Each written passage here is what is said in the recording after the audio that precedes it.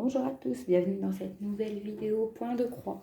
Donc j'espère que vous allez bien, moi ça va, donc merci aux nouveaux abonnés, aux commentaires et tout ça que j'ai, ça fait plaisir. Donc merci à vous, donc voilà le point de croix enfin fini après 2 ans, donc beaucoup de pauses entre les deux, mais il est enfin terminé. Donc voici, voilà, donc on voit bien dans le fond, il y a les immeubles dans le fond. Donc c'était un personnalisé que j'avais fait chez Mayan Cross Stitch, je crois. Et par contre au niveau d'ici, vous voyez, hein, c'est un bloc un peu fourre-tout, j'ai l'impression. Mais bon, de loin il donne pas mal. Je suis assez contente. Ma fille en tout cas, elle est contente, c'est le principal. Donc regardez, donc on voit bien le renard, donc Nick et Judy. Franchement, c'est nickel. Et voilà l'autre côté de la toile. Avec, il y a un immeuble, il y avait le panneau pour la circulation. Donc c'était une 35 couleurs, j'ai mis 2 ans avec des pauses. Donc là, elle est enfin finie. C'était une 58 par 58 cm. Donc 216 points par 216 points. Donc là, je ne l'ai pas encore passé dans l'eau, mais regardez. Là, j'ai écrit. Là, il y en a le prénom de ma fille, vu que ça sera pour elle mettre dans sa chambre. Je l'ai personnalisé. J'ai une grande fiche avec toutes des lettres différentes. Donc, j'ai pris ça pour faire le prénom. Donc, je suis assez contente. Il est quand même pas mal, même si c'était impersonnalisé. Mais je trouve que le vendeur me l'a fait un peu comme ça, quoi, au bloc.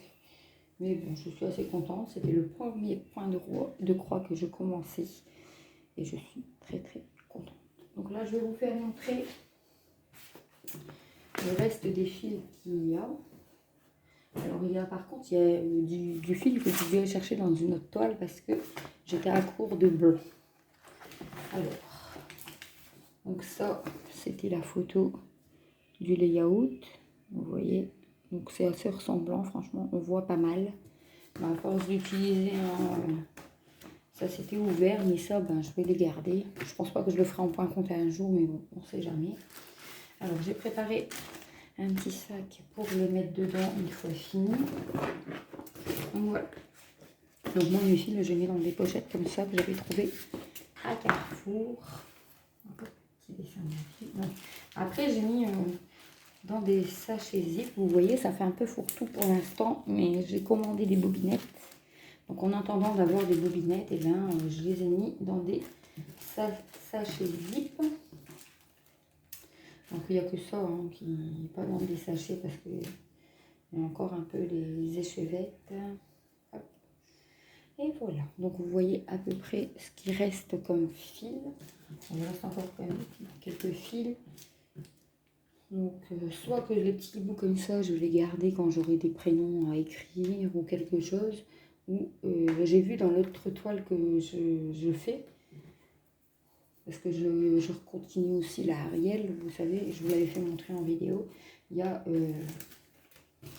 des fils qui correspondent, donc je pense qu'au lieu de rouvrir pour l'instant des autres chevettes, je vais finir ces fils-là, autant les finir, parce que sinon c'est des petits fils qui vont rester, comme les diamants de painting, ça reste, et pour en finir, j'ai pas vraiment d'utilité avec tous les diamants que je garde. Donc je me pose la question aussi si ça sert à quelque chose de les garder ou pas. Mais bon, on verra bien. Là, il y a pas mal de fils. Je suis contente. Donc voilà pour cette toute petite vidéo sur la toile enfin finie. Dès que je commencerai la stitch, parce que j'ai pas encore commencé, je vous ferai une petite vidéo parce que là, je vais m'attaquer beaucoup au diamant painting de l'orthophoniste comme je vous ai dit dans la précédente vidéo. Donc voilà, donc merci d'avoir regardé cette vidéo. Dites-moi en commentaire les avancées de vos points de croix, ça m'intéresse. Et voilà, donc je vous dis bonne journée et à bientôt.